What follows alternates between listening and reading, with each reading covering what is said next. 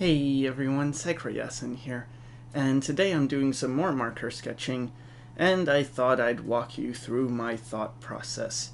So, this time I figured I would do some thumbnail sketches, and I would think about shape a bit, because in the video, I think 2 videos ago, I was talking about how to use appealing shapes, and I mentioned circles and triangles and rectangles or squares.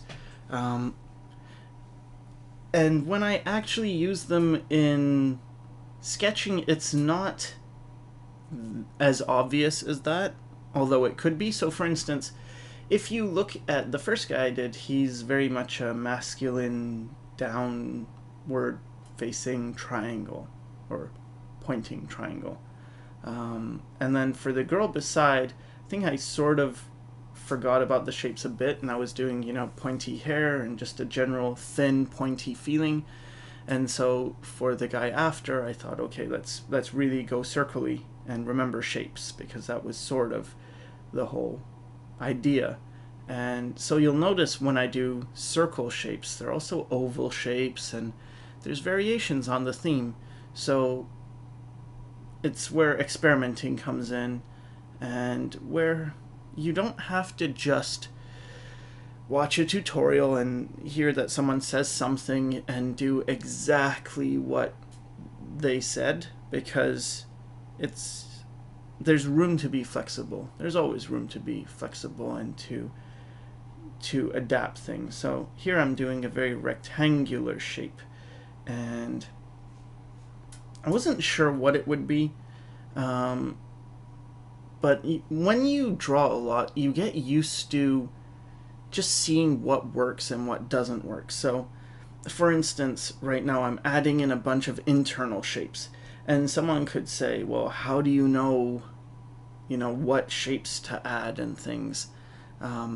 Like what I'm doing right now to the circly guy, right?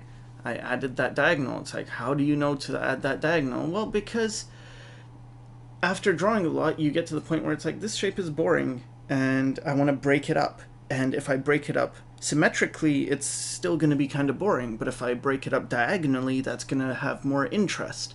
With the shoulder things that I just added for the middle guy, it's because I looked to the guy to his left, and I saw that, well, the shapes are very similar of these two. So let's break it up. Let's make this guy have bigger area up top at his shoulders. So now his shape is kind of an X shape, or maybe a Y shape if you break it down.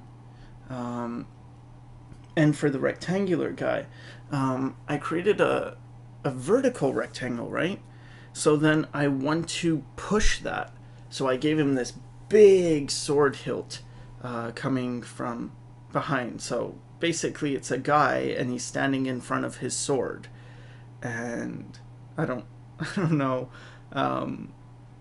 But again, so my thought is very tall. Like, that's what I keep thinking. Tall, exaggerate that feeling. And now for this thing that I'm doing, I didn't know what it was, but I wanted to create something a little more organic. And so I would say the shape for this is still very round. I don't know if it comes across that way when you look at it, but when I'm drawing it, I see it almost like maybe a beetle, like some kind of bug shape.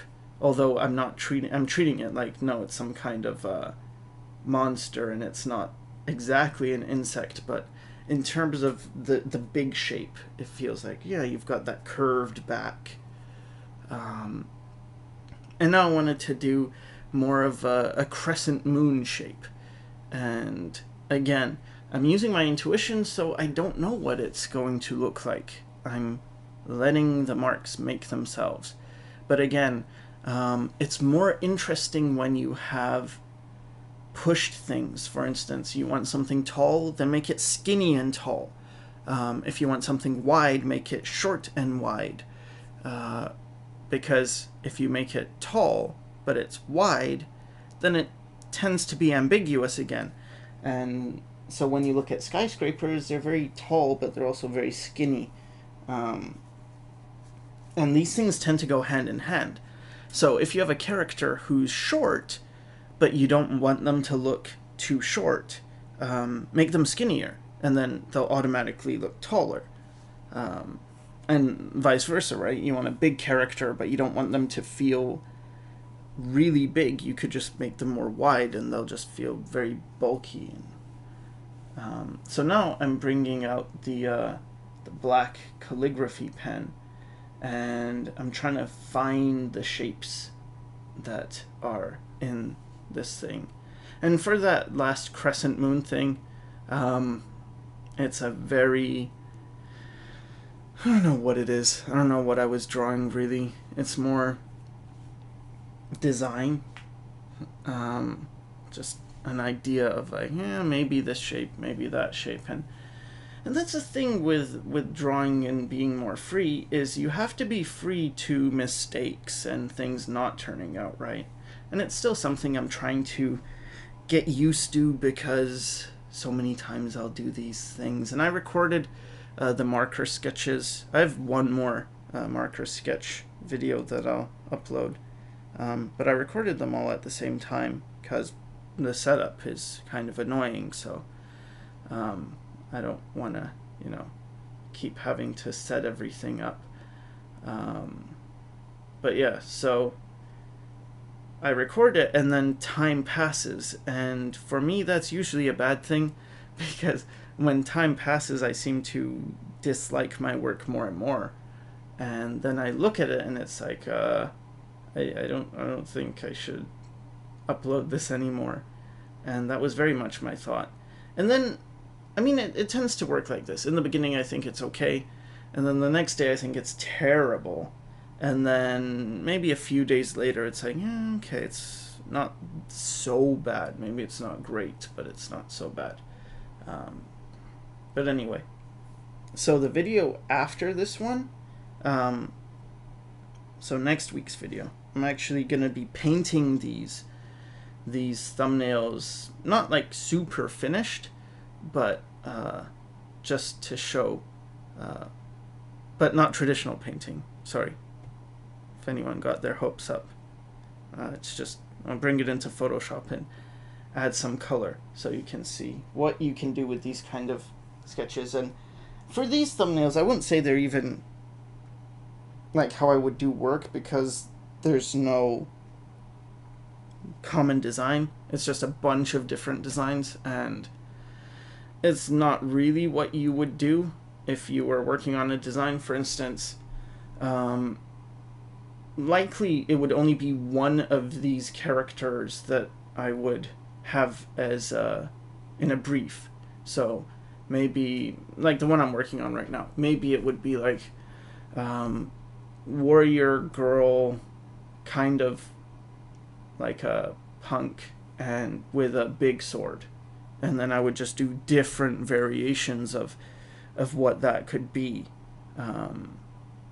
And limitation can be good, especially when you're running out of ideas.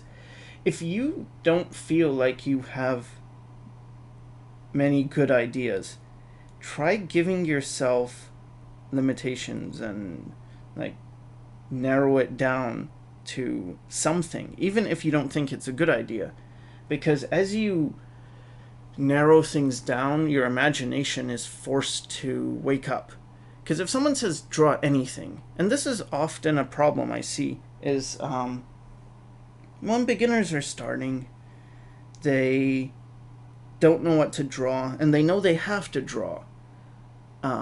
So it's this thing of, what do I draw? And they tend to just draw anything, but it's all random and there's no direction. So then maybe they'll get into life drawing, because life drawing is, it gives you directions, like, oh, I just draw this, or I'm going to do studies of what? Maybe faces. I'm going to do face studies.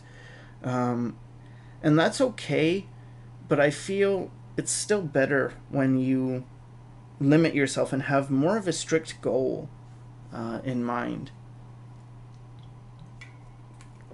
So one thing you can do is, if you really don't have any ideas, um, try interpreting a story.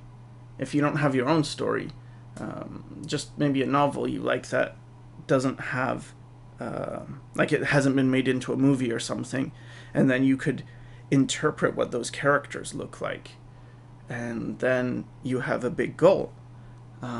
For me, it's my graphic novel that I'm gonna finish in many years, likely.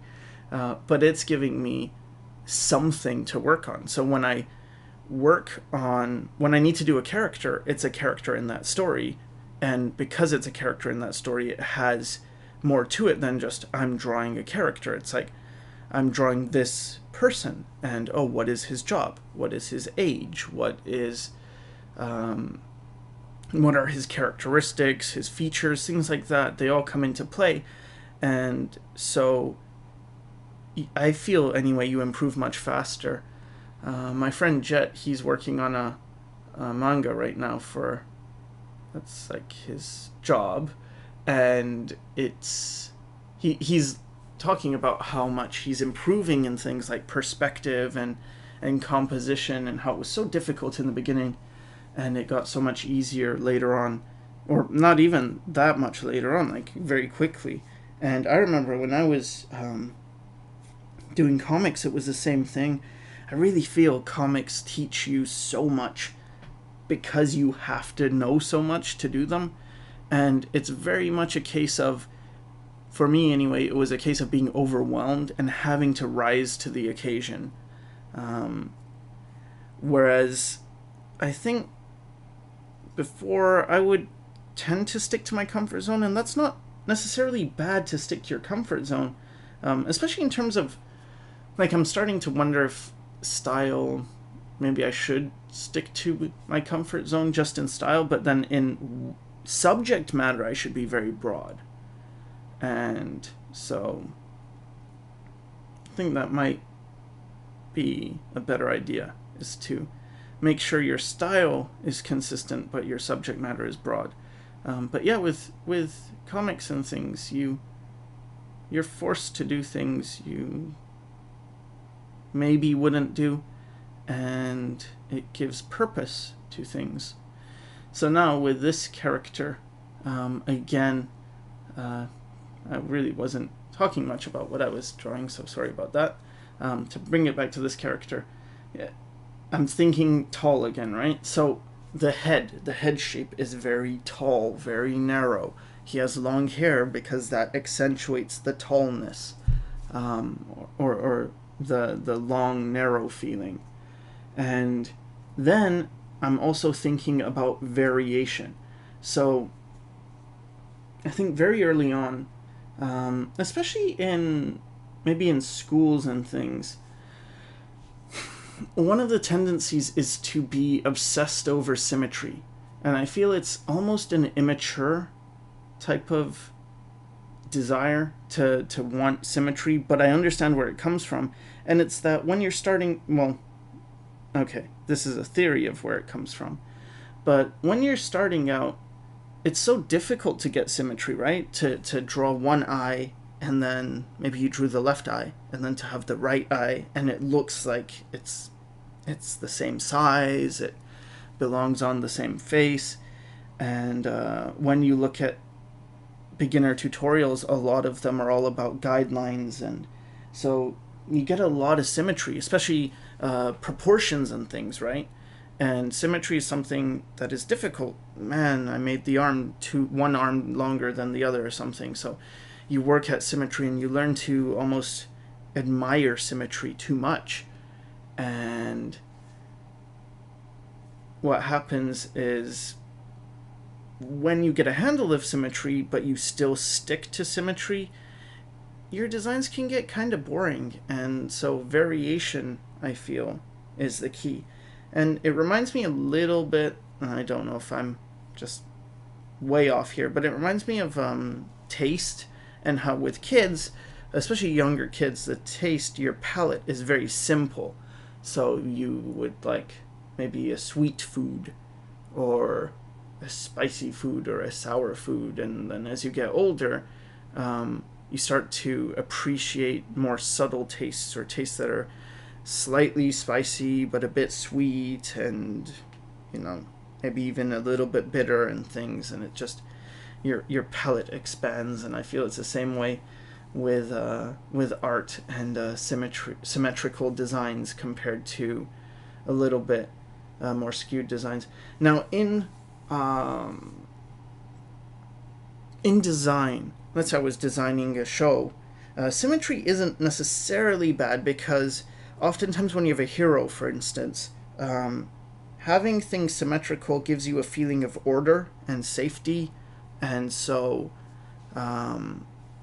symmetrical, like look at Batman or Superman or thing. Well, Superman has his S, so that's not exactly symmetrical, but he's pretty much symmetrical. You look at all these heroes and they're symmetrical. It's like, one side's the same as the other.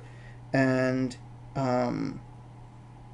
then with the villains, and this is more for Western art, but with the villains, they tend to be much more asymmetrical, because it's like, oh, there's imbalance and this is a bad thing, and so the asymmetry highlights how they are not to be trusted.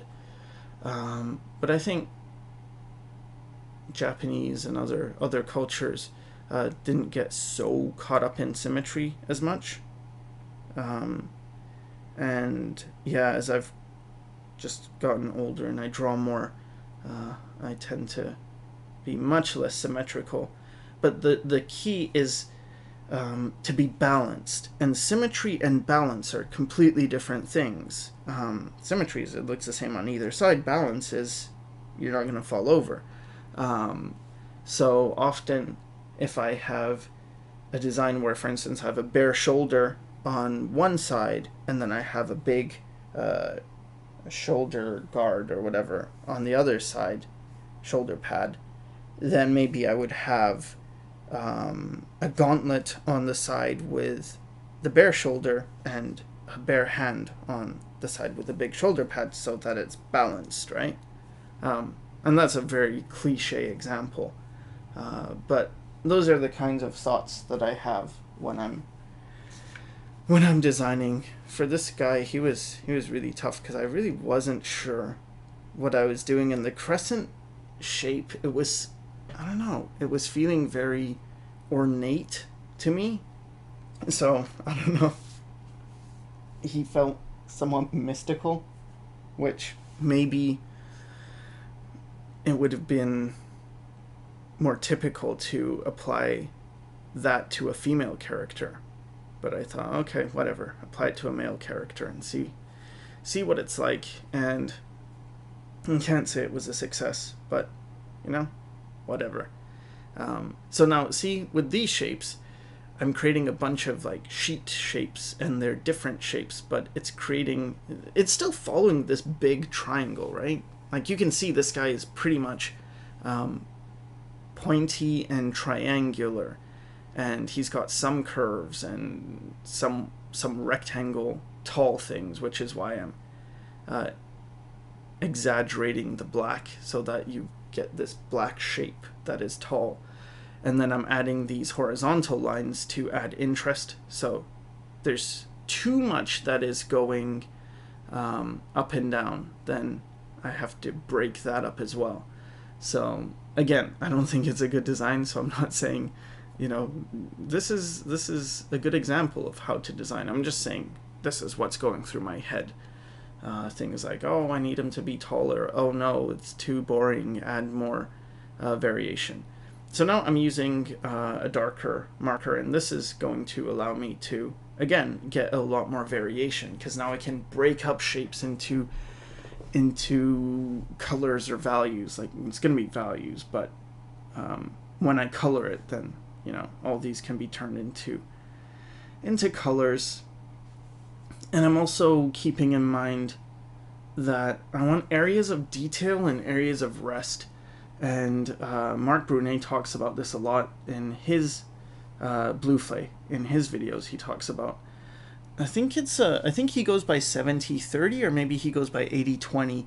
But it's basically, let's say you had a piece of paper, that's 100%. Well, you would put detail in only 20% of it and let 80% be not detailed. So it gives your eye an area of focus and then an area of rest. And yeah, I'm not sure if he uses 80-20 or 70-30. I think for me, I didn't learn it as 80-20 or any kind of ratio. I just started, because I figured it out a while back, but it was just this thing of more negative space to the positive space. So have a little bit of positive space and a lot more negative space. And for people who don't know what positive space and negative space is, positive space is whatever you're looking at, that is the subject, and negative space is what is around the subject. So those can change. It's just arbitrary. It's not important that, like, oh, this is definitely the positive space, because it's like, well, for now.